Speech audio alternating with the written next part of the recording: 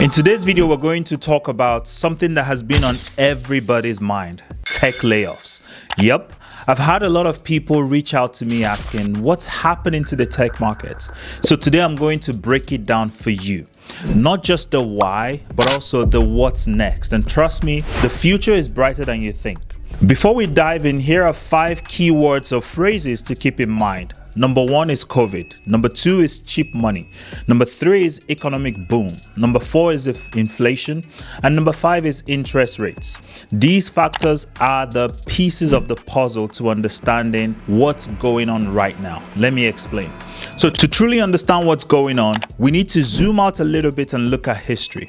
And here's where it gets interesting. The dot-com bubble of the 2000s, the global financial crisis of 2007, and now the COVID aftermath. These are all chapters in the same story: economic cycles of rise, fall, and recovery. By the end of this video, you'll see why the current downturn is not the end of tech. It's the beginning of a massive opportunity. And most importantly, you will learn how to position yourself for the boom that's to come. Now let's start with the dot-com bubble of the early 2000s. Remember when companies were popping up everywhere with exciting ideas but no real business models? Investors were throwing money at literally anything with a .com in its name. And then it all came crashing down. Companies disappeared overnight. It was super chaotic. But here's the kicker. The tech industry did not just survive, it thrived. Out of that turmoil came powerhouses like Amazon and Google, which used the recovery to redefine the industry and dominate the next decade. And to be honest, they're still dominating till now. Now, fast forward to 2007, the global financial crisis. Now it hit the economy hard. Banks collapsed, companies laid off employees en masse. Lehman Brothers did not make it. But once again, recovery followed. Organizations that adapted came back stronger. From 2009 onwards, we saw one of the longest periods of economic growth, especially in tech, right up to COVID in 2020. Now let's connect the dots a little bit to today. In 2020, COVID hit. The entire world went into lockdown. Businesses shut down. Uncertainty skyrocketed, and the economy, well, it paused. Remember when toilet tissue and hand sanitizers were almost as valuable as gold and silver, and you couldn't find them in stores anywhere? And when wearing masks were mandatory in public places, and my personal favorite, social distancing. All that feels like a distant memory now. Anyway, back to my story. So to cushion the blow, governments around the world did 2 major things. Number 1, they lowered interest rates to historic lows. And number 2, they pumped trillions of dollars into the economy. This created what we call cheap money. Loans became super affordable.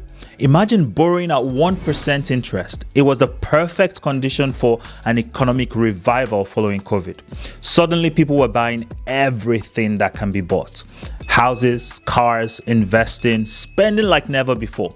But as the saying goes, what goes up must surely come down. So fast forward to 2022, and the world faced its highest inflation in decades, 9.1%. In simplest possible terms, inflation happens when the amount of money in circulation grows faster than the number of things available to buy. This means the people have to spend more money to buy the same amount of goods and services. To combat this, governments had one major tool at their disposal: increasing interest rates. And increase they did. But here's the catch. When interest rates go up, borrowing becomes expensive. Mortgages, loans, even business operations, everything costs more. Companies that thrived on cheap loans suddenly found themselves in trouble. Some even collapsed under the weight of higher repayments, most notably SVB or Silicon Valley Bank. Now, how does all this tie into tech layoffs? Well, here's the deal.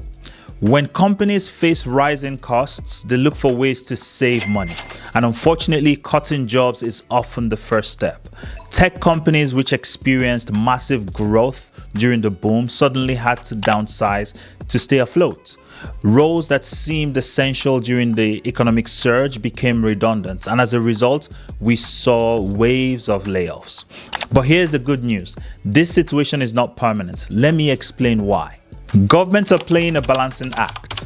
On one side, they need to control inflation, which they've done successfully. Recent reports show that inflation is down to about 2.6%, which is fantastic. On the other hand, they need to stabilize and improve employment.